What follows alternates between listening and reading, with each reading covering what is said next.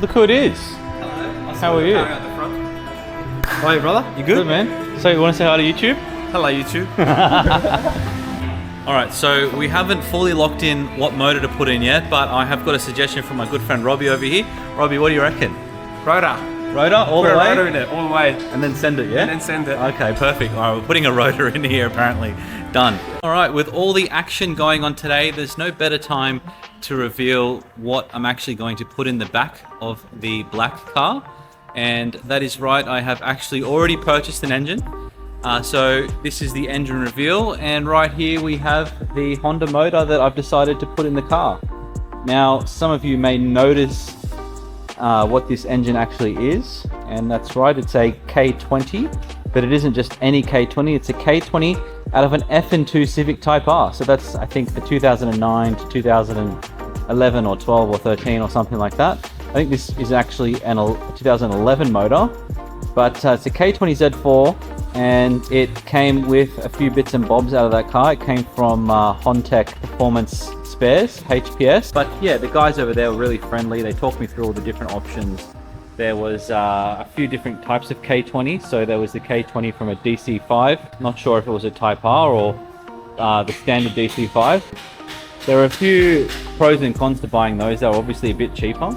I think I paid a pretty reasonable price on this because it came with the actual transmission as well.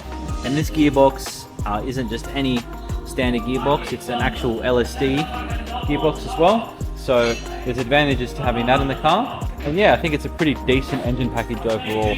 Now, so like I said, it came with a few other bits and bobs. That includes drive shafts, came with the FN2 ECU that will obviously need to plug into the MR2 over there, and then be mated into the Toyota's electrical system, so the speedo and all of that works.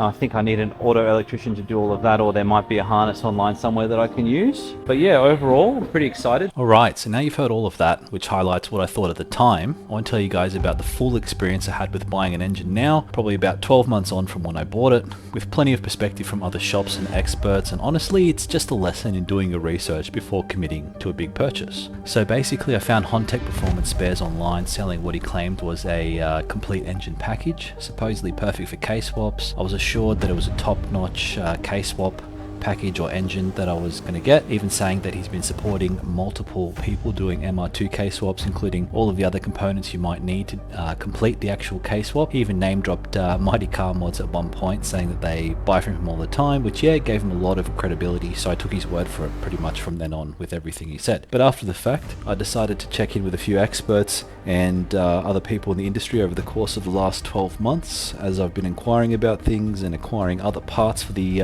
MR2, and that's where everything started to unravel. It turns out I really overpaid, as I paid $8,300, and I even did the favor to him of running to the bank to get him cash, which makes the deal even sweeter for him. I mean, 2 or 3 different shops told me I could have saved a couple $1,000s on this engine package. We're not just talking about the engine itself, we're talking about the loom, the LSD gearbox, the ECU, the drive shafts, and whatever else was included. I think the delivery as well. One shop even had the exact same engine, a K20 Z4, just sitting around. He was struggling to sell it for over a year, and he basically, yeah, he had to drop the price after dropping it and dropping it and dropping it, and then he finally let it go. But it was a very, very hard engine to sell, and that all makes sense now. As speaking with people like Toyota, Mitch's Auto Parts, and other people in K-Swap groups, so these are all reputable shops, and then obviously the K-Swap MR2 group on Facebook and whatnot, people who actually have gone through and done this stuff, they've all made me aware that the ideal engine for these swaps is actually out of a DC5 or an RXX if you're in the US, and that's what all the K-Swap parts are designed for. So in the end, it's partly on me for going in without enough knowledge, but essentially I just went to one wrecker who seemed good on the surface, and I let him talk me into the sale. I approached it with this teach me, I'm new to all of this attitude, and unfortunately that made me a pretty easy target.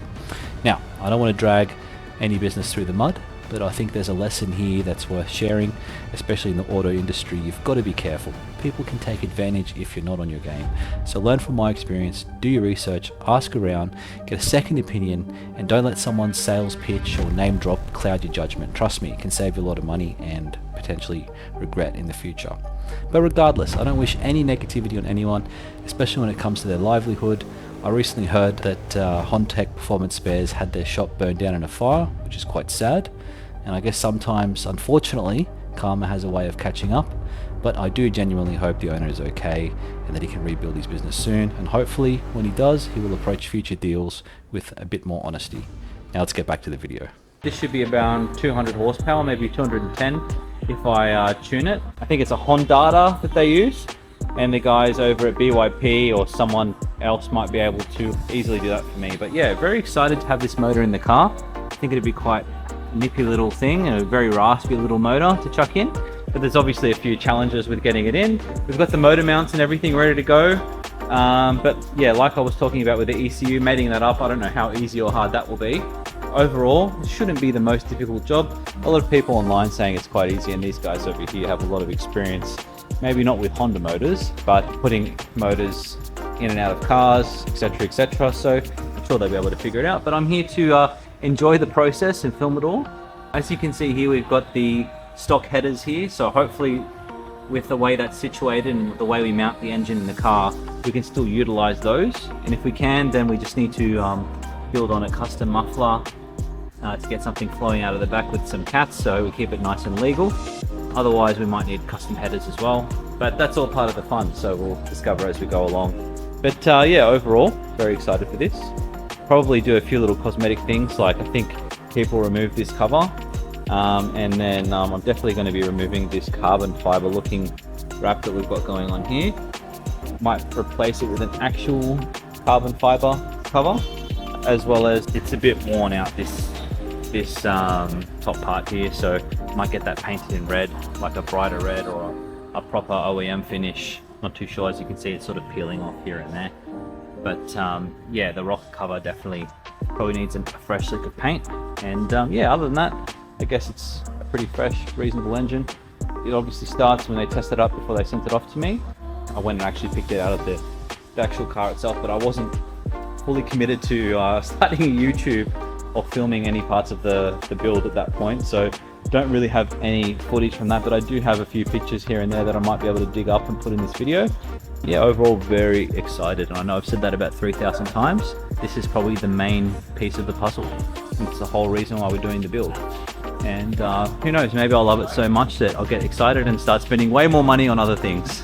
But let's just see how we go. We've got both of the cars up there on the hoist at the moment. We're doing, as you can see over there on the ground, the coilover swap from the silver one into the red one. Yeah, basically all the OEM parts from here. We need to go over to the silver one here so we can keep it drivable and get it on the road and actually sell the car, because I can't keep an MR2 collection growing.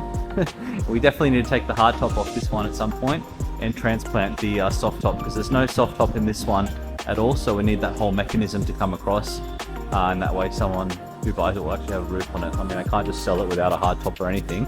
There needs to be something there. Yeah, it's all happening, it's all getting there. It's very exciting. You can really get a nice close look at the rims, and they're definitely not ideal. I'm so glad I bought the T37 Sonic SLs. I think that's going to look amazing. There's a few other bits and bobs, which I have already acquired some little mods for the bumpers. So I've got a rear lip that's going on, some side skirts, and a front lip as well. Definitely need to paint the bumpers, as I've said 1,000 times, so it's all nice and consistently black. We've got the sort of faded headlights, which I'm either going to try and restore or at some point buy some new ones, maybe from Japan. Get my guys over at Air Parts to sort that out.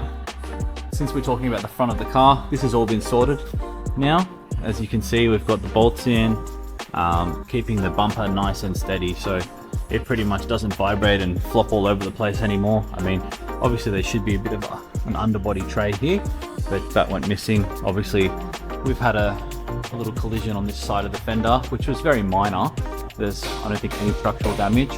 Yeah, basically obviously lost a few of those components, but we've got it in a better shape now. So whoever buys this car has something a bit more sturdy. Obviously, I'm not going to put up for a silly price. Try and get some good money from it, so they can fund the main build over here.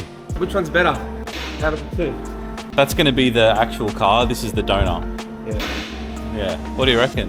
You know, it's one of those things, isn't it? Like, it doesn't matter. Like, it's what you like. It's about you, right? Yeah. Yeah. Not everyone can like Well, you test drive it though. every car. Absolutely.